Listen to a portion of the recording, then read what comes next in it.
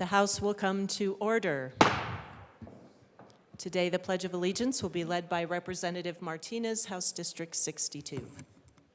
I pledge allegiance to the flag of the United States of America and to the republic for which it stands, one nation, under God, indivisible, with liberty and justice for all. Mr. Schiebel, please call the roll. Representatives Amabile, Armagost, Bacon, Assistant Majority Leader Bacon, Excused. Byrd, Present. Bockenfeld, Representative Bockenfeld, Excused. Basenecker, Bottoms, Bradfield, Bradley, Brown, Representative Brown, Excused. Catlin, Clifford, Rep. Clifford, Excused. Doherty, Representative Doherty, Excused. DeGraff, Degree Kennedy, Duran, English, Representative English, Excused. Epps, Evans, Frizzell, Froelich, Garcia, Rep. Garcia, Excused. Hamrick, Hartsook, Hernandez, Herod, Holtorf, Judah, Representative Judah, Excused. Oh, Joseph, Kip, Leader, Lindsay, Representative Lindsay, excused. she's in the back there, Linstead, Luck, Here. Lukens, Lynch, Mabry, Marshall, Martinez, Marvin, Morrow, McCormick, McLaughlin, Ortiz, Here. Parenti, Puglisi, Ricks, Representative Ricks, Excused. Rutinel, is here, Sirota, Snyder, Soper, Rep. Soper, Excused. Story, Taggart, Titone, Valdez A, Velasco, Rep. Velasco, Excused. Vigil, Weinberg, Weissman, Representative Weissman, oh, Wilford is excused. Wilson, Winter, Woodrow, Rep. Young is excused, and Madam Speaker. Here.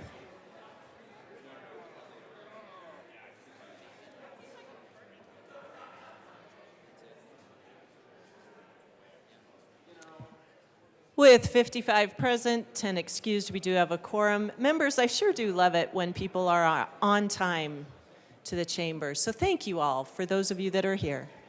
Representative Hernandez, Good morning, Madam Speaker. It's an honor to serve with you. it is an honor to serve with you. Good morning, members. I'm here today. I'm going to be reading the journal, but wanted to take a moment of personal privilege and talk about an event that happened in Colorado history 55 years ago. As of last week is the anniversary of the West High School blowout, where 150 students walked out of West High School demanding bilingual classes, Chicano history and literature, and teachers to stop advising students to join the military in the height of the Vietnam War. The walkout was later turned into a blowout when the Denver police tear gas protesters and students on school grounds. It's very deeply moving to a lot of folks in my district, and with that, Madam Speaker, I move that the Journal of Monday, March 25th, 2024 be approved as corrected by the Chief Clerk. Members, you have heard the motion that the journal be approved as corrected by the Chief Clerk. All those in favor say aye. All those opposed, no. The ayes have it. The motion is adopted. Members, I actually had someone write to me and ask why that motion passes when it so clearly doesn't get enough aye votes. So for those of you that want to explain to our public why we fight that motion, please let me know your thoughts. Madam Majority Leader. Thank you, Madam Speaker. I move that the following bills be added to the special orders calendar on Tuesday, March 26, 2024 at 9:13 a.m. House Bill 1148, House Bill 1354. If there's no objection, the bills listed by the Majority Leader will be made special orders on Tuesday, March 26th at 9:13 a.m.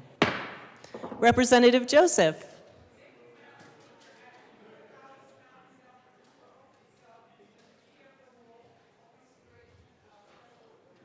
Members, you've heard the motion. Seeing no objection, Representative Joseph will take the chair.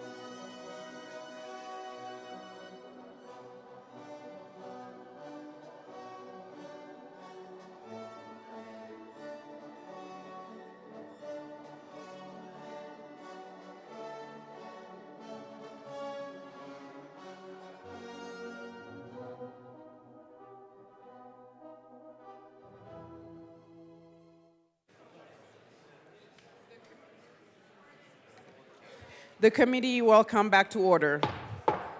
With your unanimous consent, the bills will be read by title unless there is a request for readings of bills at length. Committee reports are printed in your bill folders. Floor amendments will be shown on the screen and on your iPads. Bills will be laid over upon motion of the Majority Leader. The quote rule is relaxed. Majority Leader Duran. Thank you, Madam Chair. I move to lay over House Bill 1175 and House Bill 1278 until tomorrow. House Bill 1175 and House Bill 1278 will be laid over until tomorrow. Mr. Shibol, please read title to House Bill 1148. House Bill 1148 by Representatives Weissman and Mabry concerning a more inclusive calculation of the finance charge applicable to certain consumer lending transactions and in connection therewith, requiring a more accurate disclosure of the cost of credit for certain loans. Rep. Weissman. Thank you, Madam Chair. We move House Bill 1148 and the committee report from Finance. To the Finance Committee. All right, thank you, members. 1148 is a bill about consumer lending. We made a small change in Finance. We're going to have a bigger change coming by way of the Goldenrod Amendment. In order for this to make sense, Madam Chair, we're going to beg leave and sort of invert the usual order, so I will pass it to my colleague from Southwest Denver to sort of set the stage, and then we'll go into the amendments. Thank you. Just give me a second. Members, please. We can't hear at all. It's too loud. Thank you so much. Rep. Mabry. Thank you, Madam Chair. Members, what this bill is about is consumer protections making clear that charges that these lenders are charging to consumers should count in the APR that they're allowed to charge consumers. So Colorado, we visited this issue a little bit last year, but Colorado, as folks know, in 2018 passed Prop 111, which limited payday lenders to a 36% APR rate. That passed with 77% of the vote, and that shows strong support for limitations on interest rates on these sort of loans that can be predatory. And what we're seeing in Colorado is that to get around this, there are lenders who are charging consumers for things like insurance and other fees that effectively boost the APR to a cost beyond the 36%. And we ran a similar bill last year to go after these sorts of practices. And here, we're addressing that again. I just want to clarify one thing. In committee, we heard over and over and over again that, you know, if we do this, the people who are doing this sort of lending are going to go out of business. But they had mentioned that they're getting a 90% return rate. So 90% of their consumers are repaying their loans, and they're pushing the bounds of what's allowed under the interest rate. So if you told me that I could get a 31% guaranteed return 90% of the time, I think requiring that I was transparent about insurance and other fees would not cause me to go out of business. And so in the interest of providing better protections to Colorado consumers, we ask for a yes vote. Rep. Weissman to the Finance Committee report. Thank you, Madam Chair. And with that background, members, we made pretty modest changes in finance. We clarified, frankly simplified, a key definition based on a discussion with the Attorney General's office that will be implementing this law that was agreed upon by some of the relevant stakeholders. We also made some other clarifying changes, again, per the Attorney General's office, which will have enforcement authority in the interest of clarity. Now, members, you might have noticed we're on House Bill 1148, which is a lower number than a lot that we're doing on second reading these days. Reason for that is, frankly, we've been holding this bill back for quite a while, trying to figure out some details that arose in committee.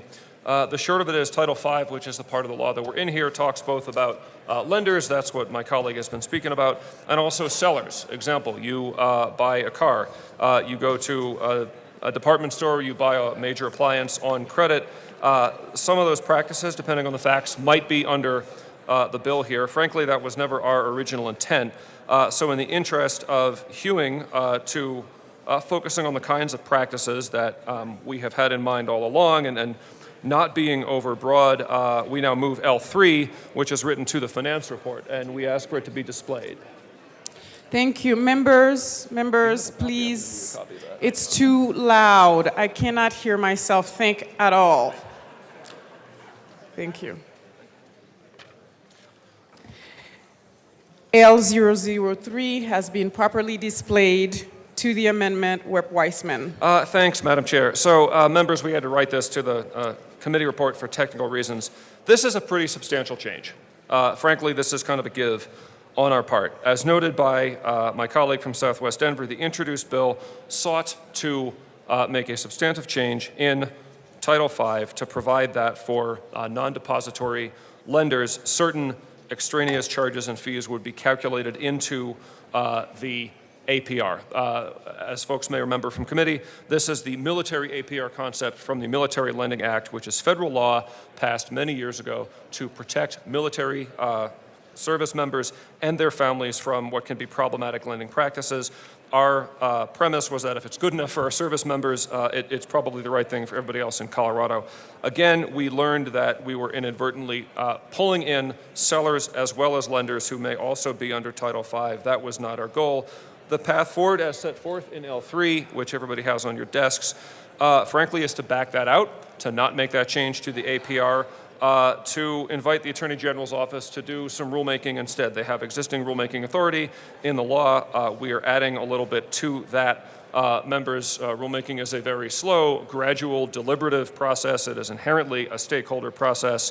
Folks may be familiar with what is called a NOPR, or Notice of Proposed Rulemaking. This is formal notice, gets published in the Colorado Register, so everybody who might be impacted by the substance of the rulemaking can know what's going on. They can weigh in, they can contribute to the administrative record, where the rulemaking agency does not stay within the bounds of the delegated law and hew to the administrative record. Frankly, the rule is not going to stand up if challenged. So what L3 does is we remove the substantive changes that, frankly, we did want to make out of the law per se. We put it in the zone of what can be considered, not must be considered, but can be considered in rulemaking by the Attorney General's office. We make some conforming changes. We think this is a way to at least invite the relevant folks at the Attorney General's office to engage with potentially regulated entities, try to land in the right place, frankly, in a deliberate way, given we're running out of time in this place. So it is a small step forward in furtherance of our goals of better protecting borrowers in our state. We ask for your support for L3 to the Finance Committee report. Is there any further conversation on L03 in the Finance Committee report? Rep. Frizzell. Thank you, Madam Chair. I'd like for the bill sponsors to not go too far away. I want to know the background on who brought this forth, this significant change, where it came from in the stakeholder arena, and why we're doing this now. This is unusual. Rep. Frizzell. Rep. Frizzell. Rep. Weissman. I guess to the representative from Akron, I mean, where it came from was the sponsors. I hope you heard everything I said a minute ago. I mean, we set out to do something in our bill. Committee testimony surfaced that we were inadvertently doing other things. Chose to not proceed down that path. Chose to try to hew more closely to what was our goal this year, this bill, and to put aside for now what was not. So had a number of conversations with the Attorney General's office, because they are part of state government in charge of enforcing this bit of the law in Title V, shared this language with everybody I know to be interested in the bill last week. We used the amendment process, including on second reading, to try to make policy better. That's where this came from. That's why I'm asking for support. Rep. Frizzell. Thank you, Madam Chair. It's an honor to serve with you. It is an honor to serve with you. So, members, I was in the Finance Committee and heard this bill and heard lots of testimony. So, to the bill sponsors, thank you for bringing a second reading amendment.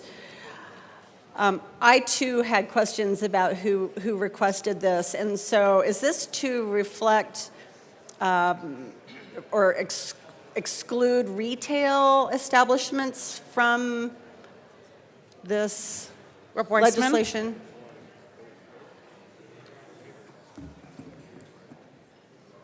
Rep. Weissman. Thanks, Madam Chair. You know, in my initial comments, I try to hew to the rule of, you know, not speaking directly to sort of personalities, including at the organizational level, but maybe in the interest of clarity, I'm going to have to discard that. We heard in committee, or folks might have heard, you know, before or after committee, from let's just say an organization that represents large retailers and an organization that represents auto dealers, that they believe that based on practices of some of their members, they might, their conduct might have been within the bounds of the introduced bill, thereby impacted by the changes in law that we were making. Honestly, I've spent a lot of time in the last number of weeks staring at all those practices, learning more about them. All of that may be for the General Assembly to consider in the future, but again, it was never what we were going after in the introduced bill. We have been working for years on this question of practices of lenders in the way that we traditionally think about it. Lenders, you know, lending above 12% are in Title V, the part of the law that we're talking about. Again, we were never about sellers either of automobiles or home appliances or whatever.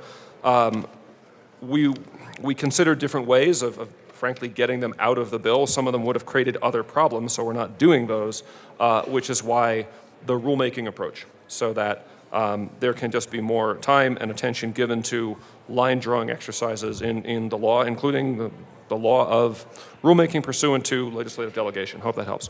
Rep. Frizzell. All right, so I'm going to boil this down because it's one of those simple things for simple minds, and I have a simple mind. So we are, at this point, only concentrating on small dollar lenders in this legislation. Is that correct? Rep. Weissman. Or small dollar lending institutions. To try to clarify, frankly, I mean, even the small dollar lending institutions are not going to be necessarily impacted.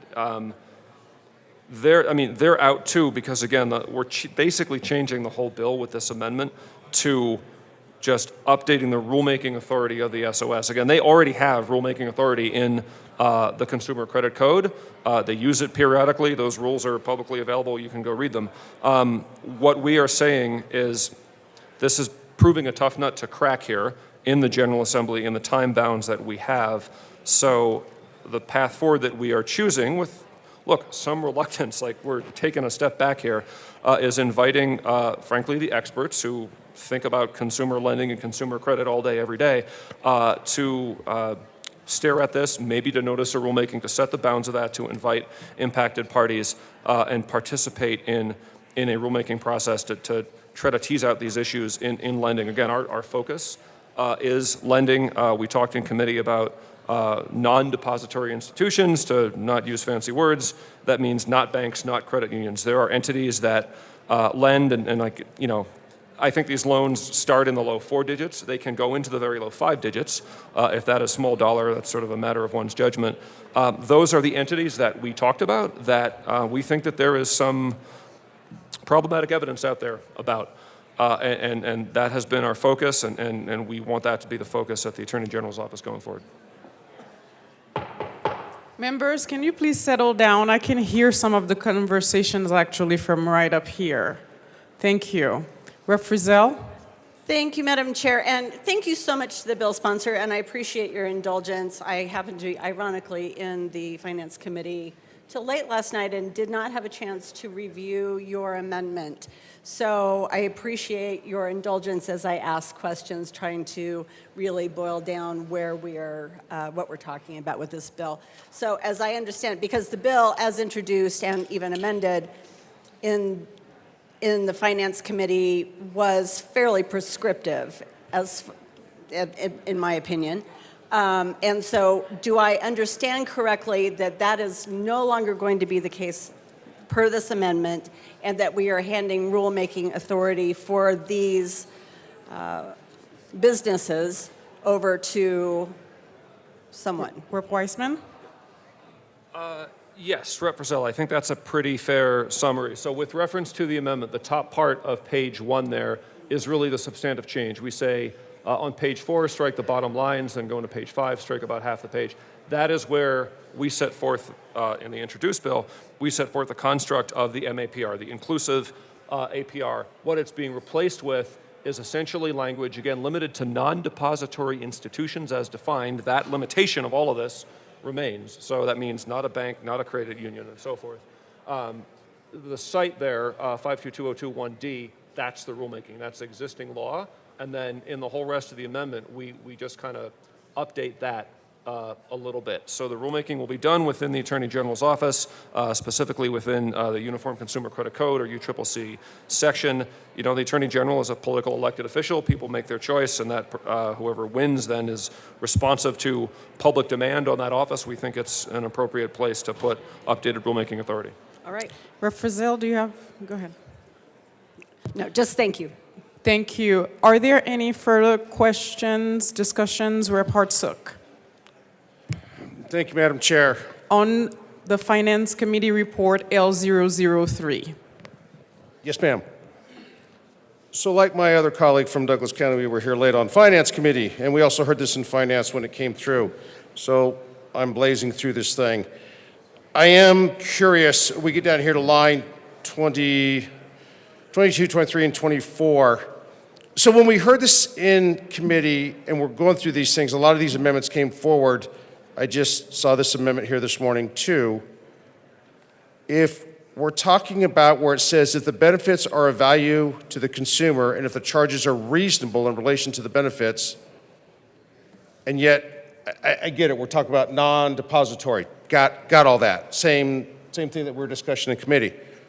who determines what is reasonable? Who determines what is the value to the consumer?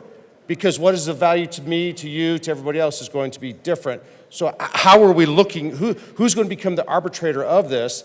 And in the end, what is the added cost to the consumer? I mean, somebody has to pay for this, so which is ultimately going to be the consumer. If there's a cost to something, that's going to be borne by the consumer. If we levy a regulation or anything on a lender, how does that work? Who determines the value and what's reasonable? And Rep. Weissman. thank you. Thank you, Madam Chair. I think I understand the question. So that's kind of that language that the representative from Douglas County began citing as existing language in the rulemaking section.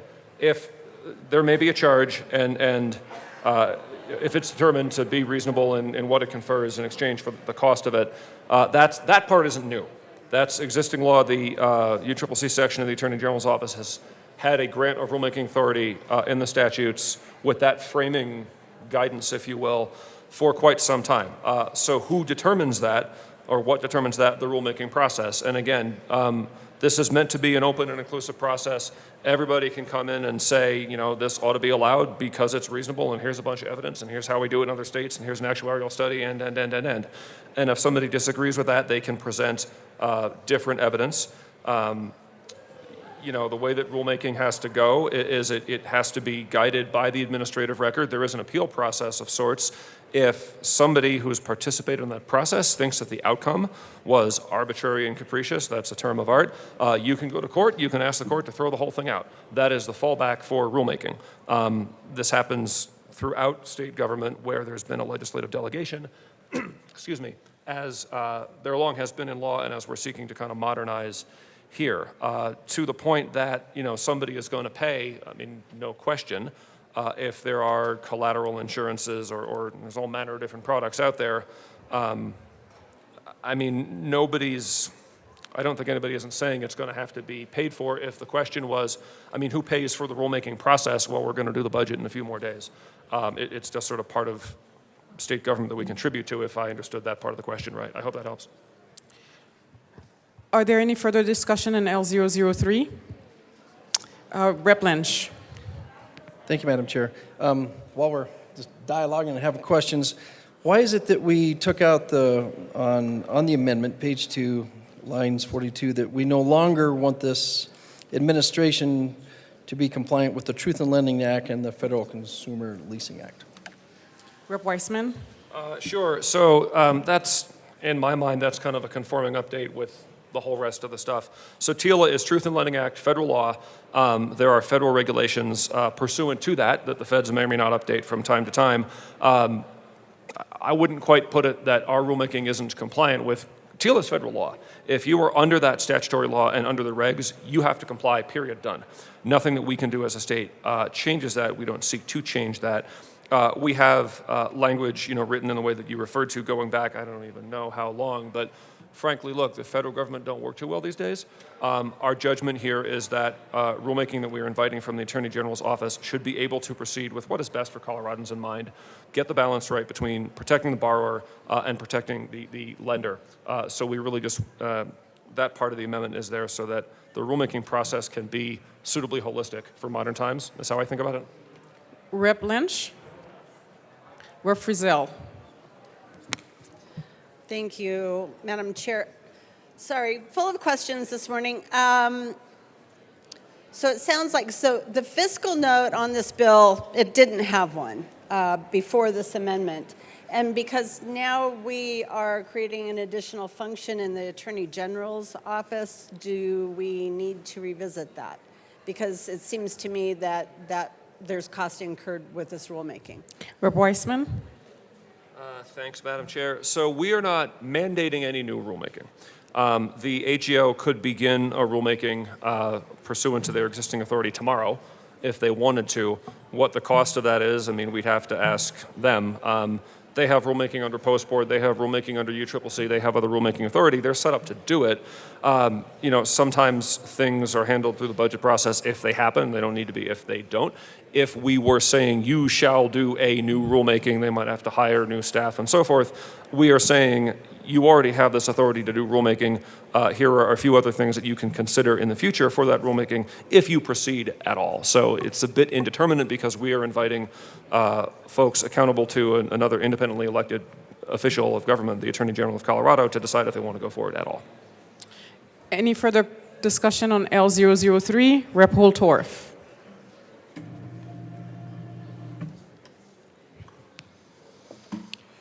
So as I understand the amendment, listening to the discussion, now the Attorney General's office is going to get this rulemaking authority based on this amendment to make or change the rules with respect to the bill title concerning a more inclusive calculation of the finance charge applicable to certain consumer lending transactions and in connection therewith requiring a more accurate disclosure of the cost of credit for certain loans. So a room full of lawyers up at the state Attorney General's office is going to figure this out, presumably, if they so choose. But what is going to happen with respect to the lending institutions that are in this environment? Because we need working capital and we need lenders to lend money to those that are consumers and those that are in business. Will this rulemaking jeopardize, because we want to pass more laws, more regulations, or create more rules, does that cause our lending institutions to leave? Because here we go again with more heavy-handed government. And then we realize in a few years, oh, we've gone too far, now we have to reel it back.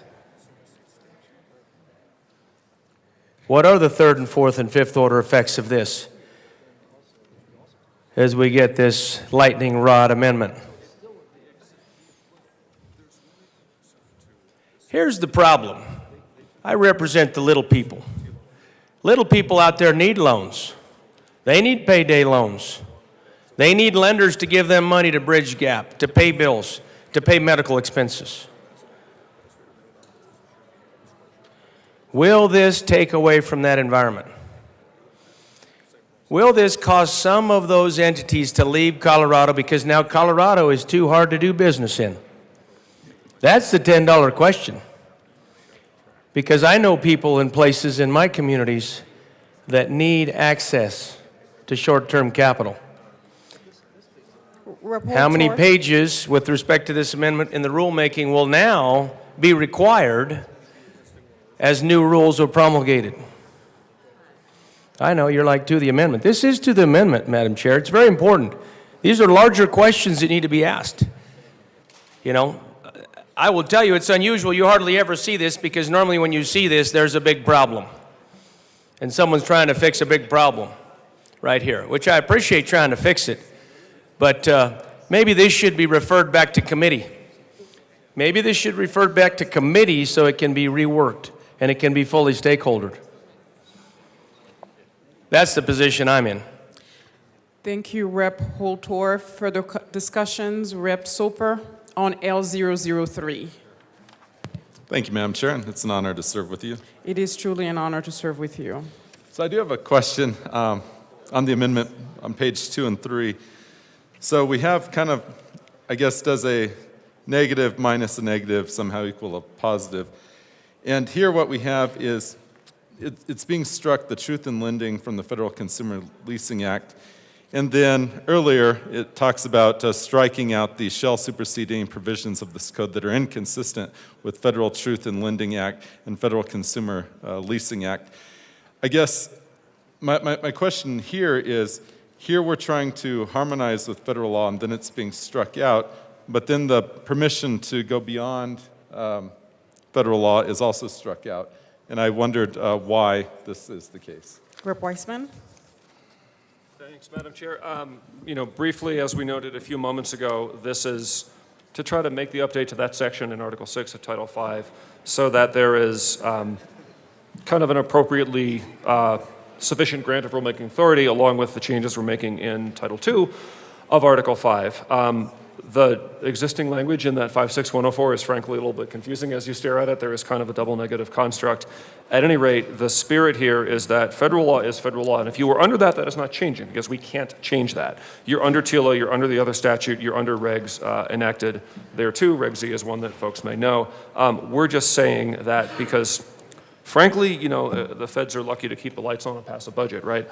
I don't want the ability of our elected Attorney General and his office to be limited by federal government dysfunction, to be really blunt, which is why we remove those references. There's still the bounds of the statutory delegation. There's still the whole APA process, all the case law on that, the procedural strictures that the rulemaking entity has to comply with, and the ability to go to court and challenge it under APA 106 if somebody doesn't like it. So it's, in my mind, in a very summary statement, it's kind of modernization and allowing us to exercise our state sovereignty under the 10th Amendment without these limitations to federal process.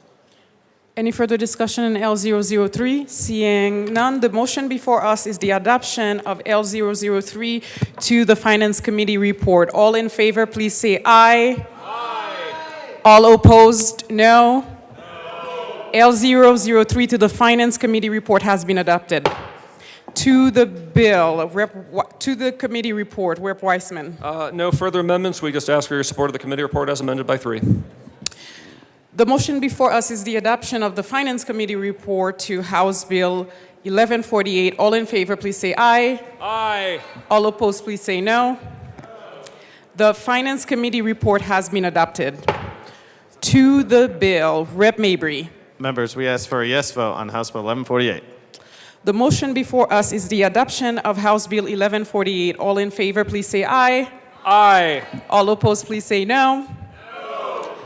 House Bill 1148 has been adopted and passed. Mr. Shebo, please read House Bill 1354. 1354. House Bill 1354 by Representatives Herod and Duran concerning requiring pet care facilities to provide notification of an infectious disease outbreak. Rep. Herod. Thank you, Madam Chair. I move House Bill 1354 and the Agriculture Committee report. To the Agriculture Committee report. Thank you, Mr. Chair. The Agricultural Committee made some amendments to the bill to ensure that there was more flexibility in notification. I ask for an aye vote. Are there any further conversations on the Agricultural Committee report? Seeing none, give me a second. Seeing none, the Agriculture and Committee report. The motion before us is for the adoption of the Agricultural Committee report. All in favor, please say aye. Aye. All opposed, please say no. The Agricultural Committee report has been adopted. To the bill, ML Duran.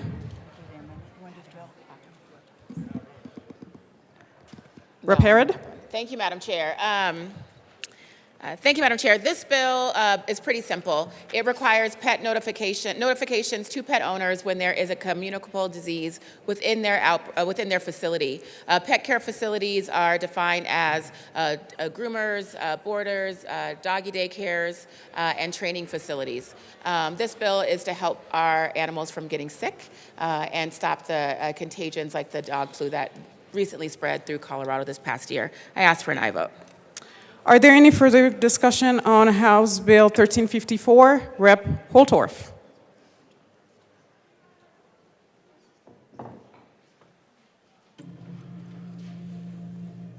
Thank you, Madam Chair. We heard this bill in the Ag Committee, and one thing we do not like in agriculture are more regulations and rules that affect our industry. And I was committed to fully filibustering and going full Holtorf on this bill. But after an amendment was withdrawn and I listened to the bill sponsors, then I realized that there was some merit in this legislation. And it actually helped protect those animals by announcing and notifying anybody that had brought their pet into a facility if there was an outbreak. So my heart softened as we heard more testimony, and I relaxed my position. And now we are tacitly in support of this bill. And I believe it came out, if you look at the committee, if you came out of the committee, you can look at the votes. Are there any further conversation to House Bill? Rep. Hartsook. Thank you, Madam Chair. Only one question just for clarification because I couldn't find it. On page 2, line 5, within 24 hours after a suspected outbreak, time frame within the 24 hours, and who defines a suspected outbreak versus a confirmed outbreak? Rep. Harrod. Thank you, Madam Chair. Thank you for your question. So we actually worked a lot with some of the advocates on this particular component. Specifically, we want to make sure that there's no requirement that the pet facility hire a veterinarian or self-diagnose. And so basically, it's when they know that there is an outbreak, that they have to notify within 24 hours. So once they are notified, they have 24 hours to notify that there is a suspected outbreak. Thank you. Are there any further discussion on 1354? Seeing Majority Leader Duran. Thank you, Madam Chair. I'd like to move L003 and ask for it to be displayed. L003 has been moved and properly displayed. To the amendment, Majority Leader Duran. Thank you, Madam Chair. So this amendment is actually really simple. It just changes the title to the Clinton Pet Act Notification Act. And why that is Representative Harrod, and all the time that I have been here, and all of you know the many animal bills I have run, has been very supportive and has always stood by my side on these bills. And I think this is the name of her dog, her beloved dog, Clinton, who we have seen running around here several times, and actually was saved from getting the dog flu by getting vaccine and being medicated. So I would like to ask for a yes vote on changing this over to the Clinton Pet Care Notification Act. For Rep. Harrod's legacy, and this is her last session, you're welcome. So I ask for a yes vote. Are there any discussions to L003? Seeing none, the question before us is the adoption of L003 to 1354. All in favor, please say aye. Aye. All opposed, please say no. L003 has been adopted. To the bill, at this time, are there any more conversation and discussion on 1354? Seeing none, the question before us is the passage of 1354. All in favor, please say yes. Aye. All opposed, no. House Bill 1354 is passed. Majority Leader Duran. Thank you, Madam Chair. I move the committee rise and report. You've heard the motion. Seeing no objection, the committee will rise and report.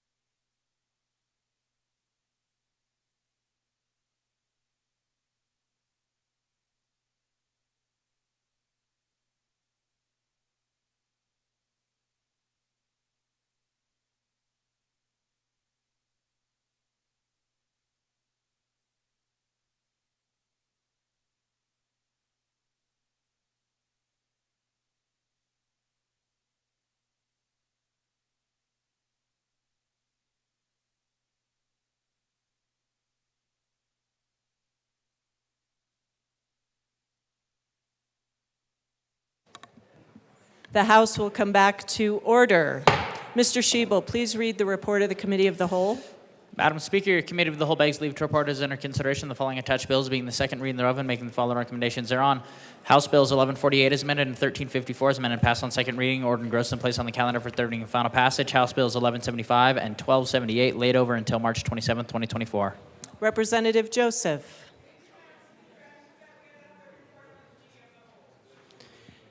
Members, you have heard the motion. There is an amendment at the desk. Representative Soper. Thank you, Madam Speaker. I move the first or only Soper amendment to the Committee of the Whole report. And ask that it be properly displayed. And ask that it be properly displayed. Thank you, Madam Speaker. It is properly displayed. Please proceed. Thank you, Madam Speaker. Members, I believe there were more no votes than yes votes, and definitely wanted to make this clear. And I'd ask for a yes vote. Thank you. Representative Weissman. Thanks, Madam Speaker. Members, this is that clever kind of cow that kills the whole bill. My colleague from Southwest Denver and I have been working on this issue for quite a while. We made, frankly, a pretty big concession by way of amendment. We believe it is worthy of support, and we'd ask for a no vote on this cow. Seeing no further discussion, the motion before us is the adoption of the Soper amendment to the Committee of the Whole report. Mr. Shebel, please open the machine, and members proceed to vote. Representative Byrd, how do you vote? Representative Byrd, we'll come back to you. Oh. I vote yes. Representative Byrd votes yes. Representative Luck, how do you vote? Yes. Representative Luck votes yes. Representative Ortiz, how do you vote? No. Representative Ortiz votes no. Representative Story, how do you vote? Representative Story.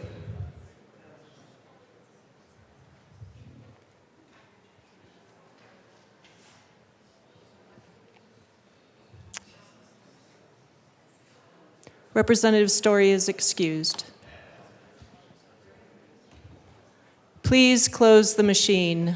With 23 aye, 38 no, and 4 excused, the amendment fails. Seeing no further amendments, the motion before us is the adoption of the Committee of the Whole report. Mr. Shebel, please open the machine and members proceed to vote. Representative Byrd, how do you vote? Yes. Representative Byrd votes yes. Representative Luck, how do you vote? No. Representative Luck votes no. Representative Ortiz, how do you vote? Yes. Representative Ortiz votes yes. Representative Story, how do you vote? Yes. Representative Story votes yes. Madam Majority Leader.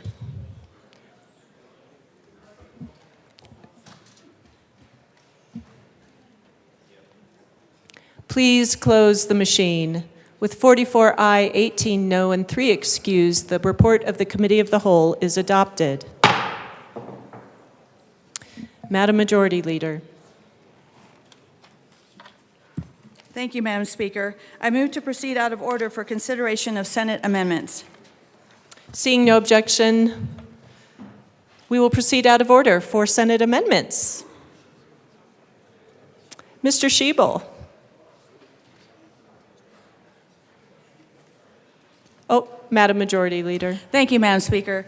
I move to lay over House Bill 1007 over to Wednesday, March 27th, 2024, along with House Bill 1056. Seeing no objection, the bills will be laid over as requested by the Majority Leader.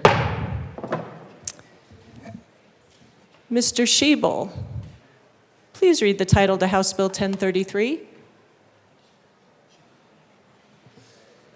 House Bill 1033 by Representatives Snyder and Velasco, also Senators Cutter and Hawkes Lewis, concerning the needs of an individual with an animal during an emergency and in connection therewith, adapting emergency management plans to address the needs of an individual with an animal during an emergency, and that local governments make certain information publicly available relating to an individual with an animal during an emergency.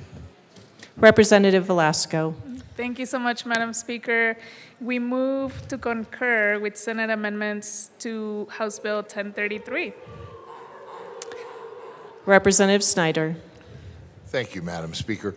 I just wanted to say this. Actually, the amendments put on in the Senate came from El Paso County, where I'm from our OEM and Sheriff's Office, and they had some questions. It really revolved around emus, and we got those resolved. So we do ask for your vote to concur. Emus? Yes.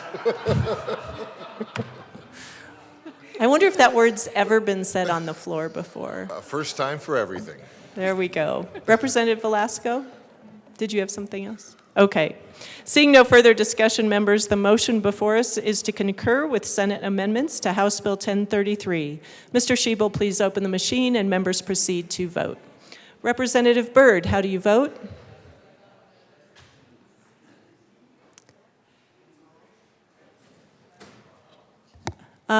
Representative Byrd, please signal with a thumbs up or a thumbs down. Representative Byrd signals with a thumbs up that she is a yes vote. Representative Luck, how do you vote? Yes. Representative Luck votes yes. Representative Ortiz, how do you vote? Yes. Representative Ortiz votes yes. Representative Story, how do you vote?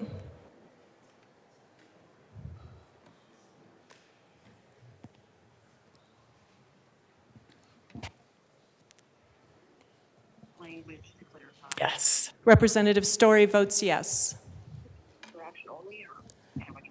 Representative Luck, how do you vote? Yes. Representative Luck votes yes. Please close the machine. With 62 ayes, 0 no, and 3 excused, the motion to concur with Senate amendments is adopted. Madam Majority Leader. Madam Speaker, I move for the repassage of House Bill 1033 as amended. The motion before us is the repassage of House Bill 1033 as amended. Mr. Schiebel, please open the machine and members proceed to vote. Representative Byrd, how do you vote? Yes. Representative Byrd votes yes. Representative Luck, how do you vote? No. Representative Luck votes no. Representative Ortiz, how do you vote? Yes. Representative Ortiz votes yes. Representative Story, how do you vote? Yes. Representative Story votes yes.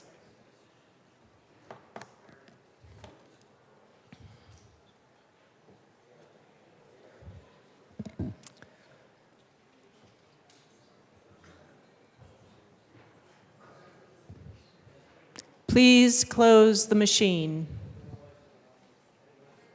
With 46 ayes, 16 no, and 3 excused, House Bill 1033 is repassed as amended. Co-sponsors.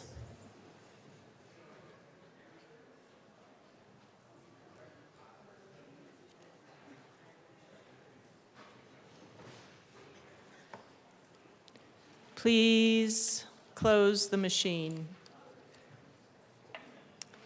Madam Majority Leader.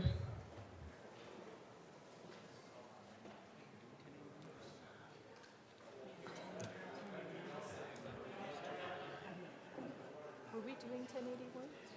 Oh, sorry. Mr. Schiebel, please read the title to House Bill 1081. House Bill 1081 by Representatives Amabile and Catlin, also Senators Roberts and Pelton B, concerning regulation on the sale of sodium nitrite. Representative Amabile. Thank you, Madam Speaker. We move to concur with the Senate amendments. Do I have to do something else? Please proceed. Representative Catlin. Thank you, Madam Speaker. It's an honor to serve with you today. It is an honor to serve with you today as well. Thank you, ma'am. The Senate, in all their wisdom, they wanted to add 1 or 2 words, so this is to give more people an opportunity to be involved in following up what happened to their relation in order. I'm sorry, this one kind of bothers me. In order to find out what it was that killed their child. As you remember, this sodium nitrite is a product that's being sold on the internet, and people are being told this is a good way to end their life. It's very cheap, very effective, and no opportunity to save them after they've ingested it. The Senate is trying to help this bill. I agree with that. I think we should concur. Seeing no further discussion, the motion before us is to concur with Senate amendments to House Bill 1081. Mr. Shebel, please open the machine and members proceed to vote. Representative Byrd, how do you vote? Representative Byrd signals with a thumbs up, a yes vote. Representative Byrd votes yes. Representative Luck, how do you vote? Yes. Representative Luck votes yes. Representative Ortiz, how do you vote? Yes. Representative Ortiz votes yes. Representative Story, how do you vote? Yes. Representative Story votes yes.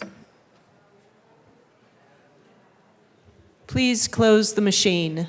With 62 ayes, 0 no, and 3 excused, the motion to concur with Senate amendments to House Bill 1081 is adopted. Madam Majority Leader. Madam Speaker, I move for the repassage of House Bill 1081 as amended. The motion before us is the repassage of House Bill 1081 as amended. Mr. Shebel, please open the machine and members proceed to vote. Representative Byrd, how do you vote? Yes. Representative Byrd votes yes. Representative Luck, how do you vote? No. Representative Luck votes no. Representative Ortiz, how do you vote? Yes. Representative Ortiz votes yes. Representative Story, how do you vote? Yes. Representative Story votes yes.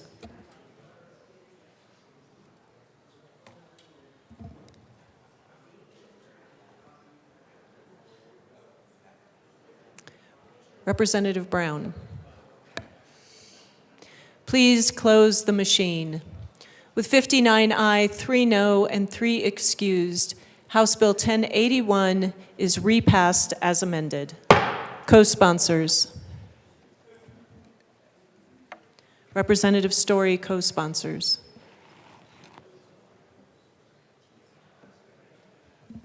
Representative Ortiz, co-sponsors.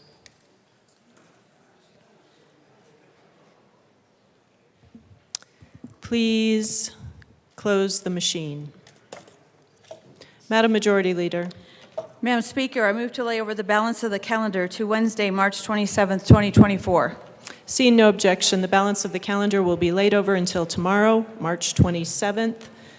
We do have time for announcements and introductions. Members, Representative Kipp. Thank you. Due to a very strange schedule this week, Energy and Environment will be meeting tomorrow on Wednesday at 1:30 p.m. in LSBA to hear 1359, 1173, and 1346. And I want to make sure I'm clear. Tomorrow, Wednesday, 1:30 LSBA instead of Thursday. Thank you. Representative Weissman. Thank you, Madam Speaker. Notwithstanding the strange schedule this week, Judiciary is meeting this afternoon at 1:30. We will be in room 107 to consider 4 bills, 1350 back for action only. We heard that previously. 1374 at the request of the sponsor. 1303 will not be heard today. We will then take up 1355 in full, and 1135 will be back for action only. So that's 4 bills. See you at 1:30 and 107. Representative Clifford. Thank you, Madam Speaker. They're not in our chamber yet, but I want to welcome 2 fourth grade classes from Bellevue Elementary School today. Woohoo! Representative Garcia. Thank you, Madam Speaker. Members, I want to give a special shout out to our Family Voice Council members that I think might at some point be in the gallery. Family Voice Councils are made up of Coloradans from across the state who have lived experience receiving many of the services that we provide. Most of these councils meet monthly, and members are able to offer unique insights and invaluable contributions to addressing complex social issues and creating solutions that are responsive and effective. What better way to improve Colorado's public services than to ask those Coloradans who have actually used them?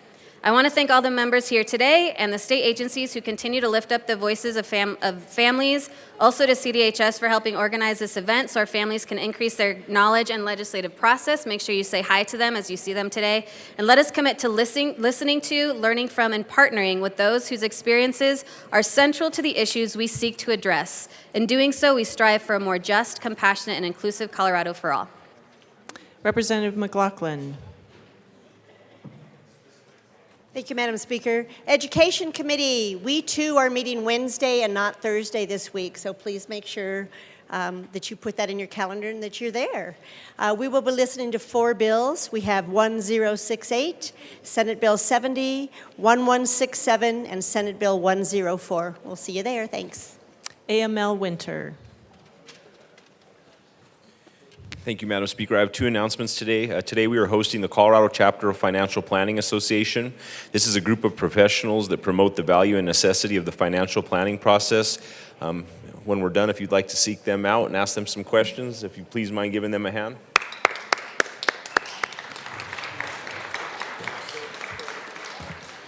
And my second announcement is we'd please like you to join us for our monthly Legislative Nuclear Caucus meeting, Splitting Atoms, Not Parties.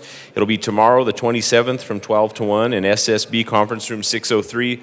We're really excited. We have Kirk Sorensen coming. He's the founder of Flybe Energy and is an advocate for nuclear energy based on thorium and liquid fluoride. He is a graduate of Georgia Tech. He's spoken publicly on thorium at Manchester International Forum, NASA's Green Energy Forum, testified in pro-nuclear energy. He's also taught nuclear energy at Tennessee Technological University. He's a staunch advocate for clean and safe nuclear energy for the future, for all of our ways of life. So please, if you get a chance, join us and let's listen to what the expert has to say. Thank you. Thank you. Representative Sirota. Thank you, Madam Speaker. Members, House Appropriations will meet tomorrow morning, Wednesday, March 27th at 7:30 a.m. in the Old State Library to hear all of the bills listed in your calendar, House Bill 24-1385 through House Bill 24-1430. See you there. Thank you. Representative Froelich.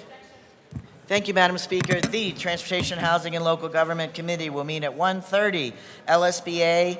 The first bill will actually be Senate Bill 128 and then 1300 for action only. Thank you. Representative Amabile. Thank you, Madam Speaker. Business Affairs and Labor will be meeting tomorrow at 1:30.